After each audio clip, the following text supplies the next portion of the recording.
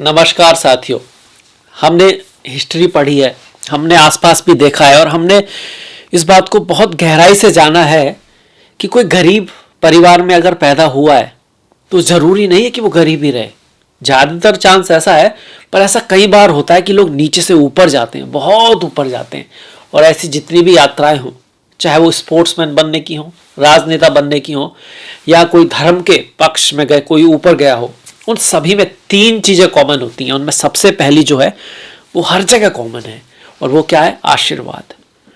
उनके ऊपर अपनों से बड़ों का आशीर्वाद रहा है। धर्म के उसमें गए हैं तो जब वो शिष्य रहे तो उनके गुरुओं के बड़े पसंदीदा रहे। वो भले ही हट करते हो, क्वेश्चन करते हो, पर उनको लगा कि इसमें कोई बात है, ये जो बच्चा है कुछ करेगा। चाहे वो राजनेता के रूप में रहे तो जिस पार्टी में या जहां भी रहे, वहां के जो टॉप लीडर थे उनको उनमें एक आशा दिखी, आशीर्वाद उनके पास रहा अपने से बड़ों का।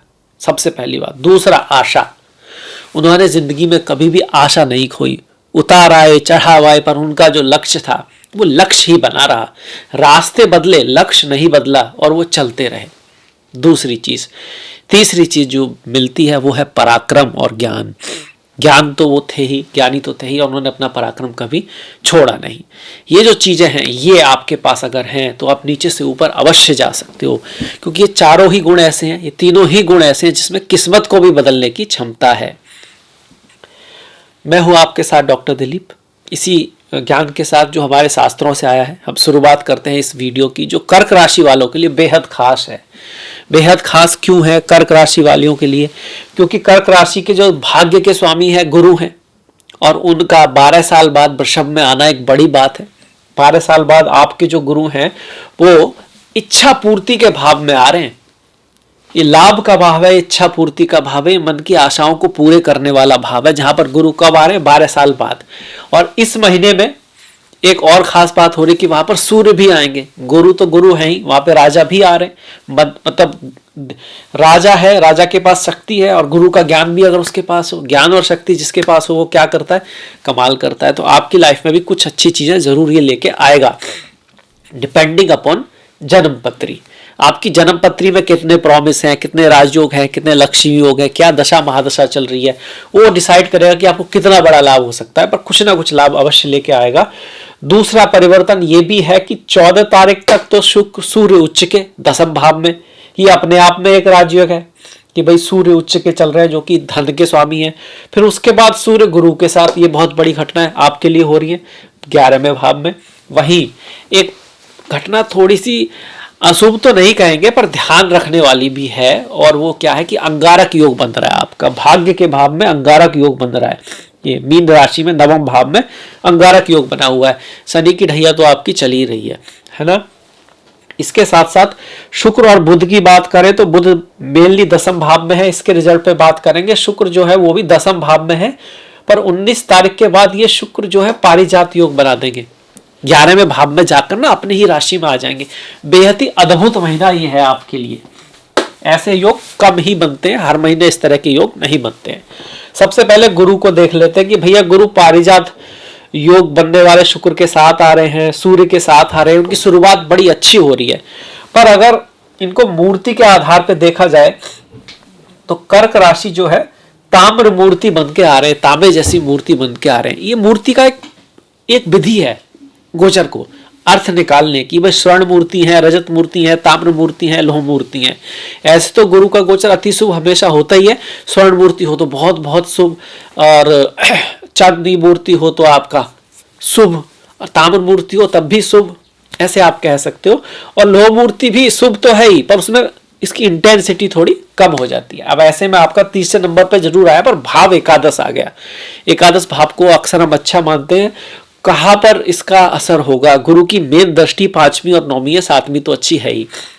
5वीं दृष्टि जो गुरु की आएगी, जो बड़ा परिवर्तन है वो आपके देखिए, यहाँ से हम काउंट करते हैं 1 2 3 4 5, तृतीय भाव पर आएगी जहां केतु बैठे। आपके रिश्ते, अगर आप छोटे भाई बहनों से थोड़े बिगड़ रहे थे, पड़ोसियों से आपके एफर्ट का रिजल्ट नहीं आ रहा था, आप कुछ करना तो चाह रहे थे पर आपकी हिम्मत नहीं हो रही थी कि करने कैसे, कोई रास्ता नहीं दिख रहा था, गोल तो था मन में, दिमाग में, तो वो पॉसिबिलिटी है कि आपकी इंट्यूशन के थ्रू, बड़ों के आशीर्वाद के थ्रू, सीनियर्स के थ्रू कहीं ना कहीं से आपको एक रास्ता नजर आए थोड़ा सा, कि भाई वहां चले, थोड़ा सा ही नजर आएगा, याद रखिएगा, क्योंकि पूरा रास्ता किसी को नजर नहीं आता। और जो सोचता है कि सब कुछ क्लियर हो जाए, सारी लाइटें ग्रीन हो जाए तब मैं गाड़ी चलाऊंगा, वो घर में ही बैठा रहता है, ये भी याद रखिए।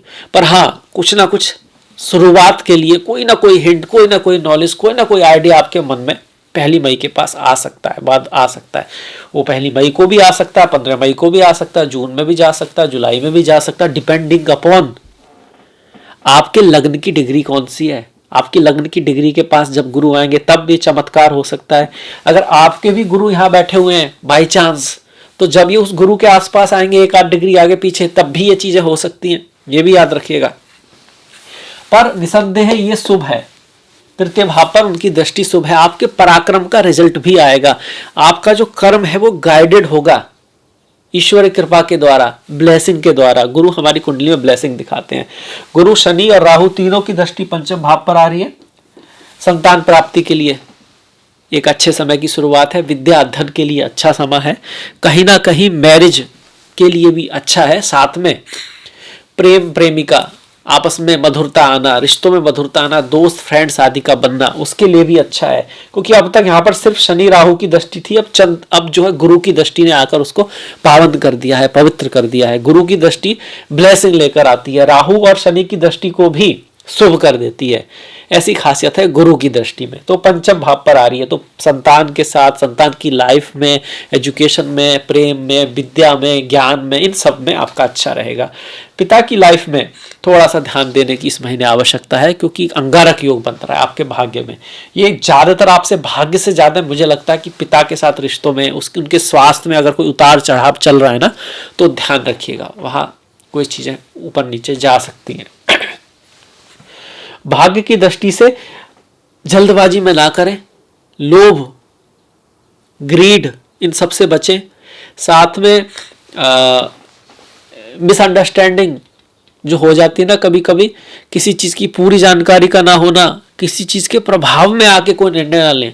कई बार लोग होते हैं ना प्रभाव में आके आपको कुछ, भाई मैं ये वो फलाना ठिकाना, और आप पूरी जानकारी के बिना ये कह रहा है या कह रही है तो सही कह रही होगी। धोखा हमेशा खूबसूरत होता है, ये ध्यान रखें, है ना। तो उसमें ध्यान रखना है। पिता के साथ कुछ अनबन हो जाती है तो उसमें तो कोई बात ही नहीं, आपको आंसर ही ना करें, कोई बात नहीं। उनका अगर किसी वजह से उनको गलतफहमी हो भी गई है तो समय के साथ दूर हो जाएगी, या फिर ईश्वर सब जानते हैं। आपको अपनी तरफ से अपने कर्मा खराब नहीं करने हैं, कोशिश करना है, आप डिप्लोमेसी से उस चीज को बदल देना है, एक कोशिश करने की कोशिश। सूर्य को नमस्कार करते रहें, अपने से बड़ों का रेस्पेक्ट करें, आदर रखें। उनका किया गया कोई भी एक्शन उस समय के अनुसार, उनकी थॉट, उनके समाज के अनुसार शायद सही रहा हो, आप पॉजिटिवली लें। और अब जाके वो कोई चीज़ गलत लग भी रही है तो उस समय शायद ना लगी हो, ऐसा समय के अनुसार होता है। उससे आप किसी के प्रति द्वेष नहीं रखें मन में। याद रखिए, जो जितना हल्का होता है उतना ऊपर जाता है। अगर ऊपर जाना है तो बोझ हटाना पड़ेगा, है ना, क्योंकि बोझ के साथ आज तक कोई ऊपर नहीं जा पाया, आप कैसे जा पाओगे। अब इसके साथ बढ़ जाते हैं, अंगारक योग की भी बात हुई। अंगारक योग क्या करेगा, 1 2 3 4 थोड़ा खर्चा वर्चा भी बढ़ा सकता है। मदर के साथ भी रिश्तों में थोड़ा बहुत दिक्कत कर सकता है, पर इतनी कोई दिक्कत नहीं है। मेन जो है पिता के साथ दिखा रहा है। अगर मदर की हेल्थ ऑलरेडी खराब चल रही है तब थोड़ा टेंशन की बात हो सकती है। मंगल की दृष्टि चौथे भाव पर आती है और शुक्र उच्च के होते हैं, तो 19 तारीख के बाद, 19 से पहले शुक्र अपनी ही राशि को देख रहे हैं, तो घर, भूमि, वाहन आदि खरीदने का योग तो बनता है। अगर आपकी प्लानिंग चल रही है तो वो चीज़ सफल हो सकती है। और प्रॉपर्टी से संबंधित कोई काम करना है तो 3 4 12 13 17 22 23 24 में कर सकते हैं। व्हीकल के लिए भी अच्छा महीना है, व्हीकल से संबंधित कोई काम कराना है, व्हीकल खरीदना आदि है, वो भी अच्छा है। उसके लिए 1 3 5 6 10 12 13 19 22 23 24 29 30 ये जो तारीखें हैं वो काफ़ी शुभ हैं, अच्छी हैं। इस महीने शादी का कोई मुहूर्त बढ़िया नहीं है। हालांकि गुरु शादियां होंगी, लोग एक दूसरे के करीब आएंगे, संतानें भी होंगी।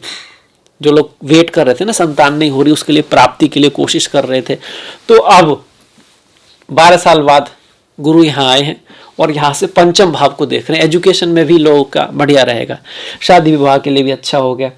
अब शनि की बात कर ले, झैया तो चली रही है शनि की, पर शनि की अब एक दृष्टि जो है ना वो शुभ हो चुकी है। कौन सी?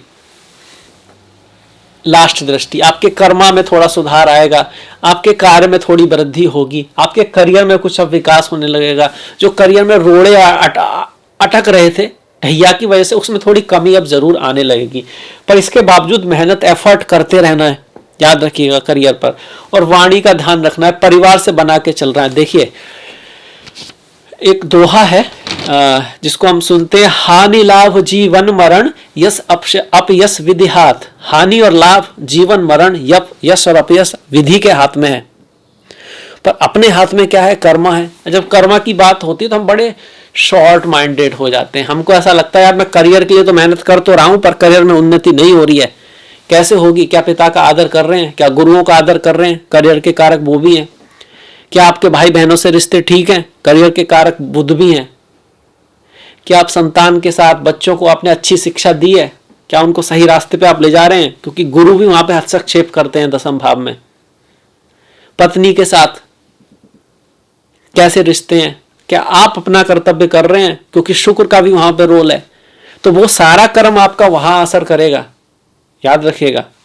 एक चीजें एक दूसरे से जुड़ी हुई पड़ी, हम उनको अलग अलग देखते हैं, या फिर कर्म के क्षेत्र पे हम कुछ उल्टा सीधा कर रहे हैं, धन तो कमा रहे हैं और फिर कह रहे हैं कि वे संतान के साथ ये हो रहा है, वाइफ की लाइफ में ये हो रहा है, ये सब उनके भी कर्म मैच हो रहे हैं, हमारे भी कर्म मैच हो रहे हैं, हर एक चीज मैच हो रही है। अपने कर्म का रिजल्ट सभी को मिलना है, कितनी भी चालाकी से कर लो आप तक पहुंचना ही पहुंचना है, इसलिए कर्मों पर विशेष ध्यान रखें। इसके बाद बढ़ जाते हैं शुक्र के ऊपर। शुक्र का जो पारिजात योग बनेगा 19 तारीख के बाद 11वें भाव में बनेगा। पारिजात योग को बोलते हैं कि भाई आपकी सारी इच्छाएं पूर्ति होती हैं।